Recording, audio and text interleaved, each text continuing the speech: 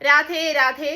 സൂർദാസ് അസാമാന്യനായ രാധാകൃഷ്ണ ഭക്തനായിരുന്നു. രാധാകൃഷ്ണ ലീലകളൊക്കെ ആത്മാവിലും ഹൃദയത്തിലും ഒക്കെ ഇങ്ങനെ അദ്ദേഹം കണ്ടുകൊണ്ടിരിക്കുമായിരുന്നു എപ്പോഴും. ആ ഭക്തിയിൽ മുഴുകിയാണ് അദ്ദേഹം ഒരുപാട് ദോഹകൾ, കവിതകൾ അദ്ദേഹം എഴുതിക്കൊണ്ടിരുന്നത്. അദ്ദേഹം ജന്മന അന്ധനായിരുന്നു. എന്നാലും നിഷ്കളങ്ക ഭക്തി മാത്രമായിരുന്നു അദ്ദേഹത്തിന്റെ സമ്പാദ്യം.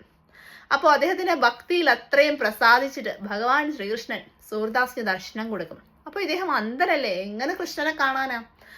അപ്പോൾ ശ്രീകൃഷ്ണൻ സൂർദാസിന്റെ മുന്നിൽ ചെന്നിട്ട് സൂർദാസിനെ ഇങ്ങനെ വിളിക്കും. അപ്പോൾ സൂർദാസ് ഇങ്ങനെ ചോദിക്കും, അങ്ങ് കൃഷ്ണനാണോ? അപ്പോൾ രാധാജി എവിടെ? കൃഷ്ണൻ രാധാജി ഇല്ലാതെ എവിടെയും പോവില്ലല്ലോ എന്ന് ചോദിക്കും. അപ്പോൾ ശ്രീകൃഷ്ണൻ പുഞ്ചിരിച്ചുകൊണ്ട് മറുപടി പറയും, രാധാജി എൻ്റെ അടുത്ത് തന്നെയുണ്ട് എന്ന് പറയും. അപ്പോൾ സൂർദാസ് പറയും, ഒന്ന് ചിരിച്ചിട്ട് സൂർദാസ് പറയും, ഞാനിത് വിശ്വസിക്കില്ല.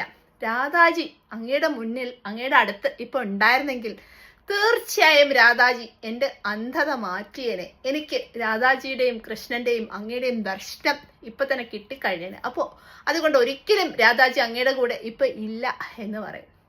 കാരണം രാധാജിക്ക്, ഞാൻ അന്ധനായിരിക്കുന്ന എന്നെ ഇങ്ങനെ കണ്ടുകൊണ്ടിരിക്കാൻ രാധാജിക്ക് ഒരിക്കലും കഴിയില്ല. അത്രയും കരുണാമഴിയാണ് രാധാജി എന്ന് പറഞ്ഞു. അപ്പോൾ ഇത് കേട്ടപ്പോൾ പെട്ടെന്ന് തന്നെ രാധാജി സൂർദാസിന്റെ കണ്ണുകളിൽ ഇങ്ങനെ ഒന്ന് തലോടും.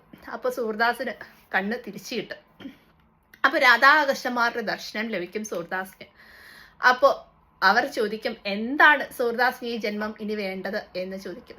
അപ്പോൾ സൂർദാസ് മറുപടി പറയും, രാധാകൃഷ്ണന്മാരെ ഞാൻ നേരെ കണ്ടു, എൻ്റെ കണ്ണുകൾ കൊണ്ട് കണ്ടു. ഞാൻ ഈ ഭൂമിയിൽ ഒരേ ഒരു കാഴ്ചയെ കണ്ടിട്ടുള്ളൂ, അത് രാധാകൃഷ്ണന്മാരെ മാത്രമാണ്.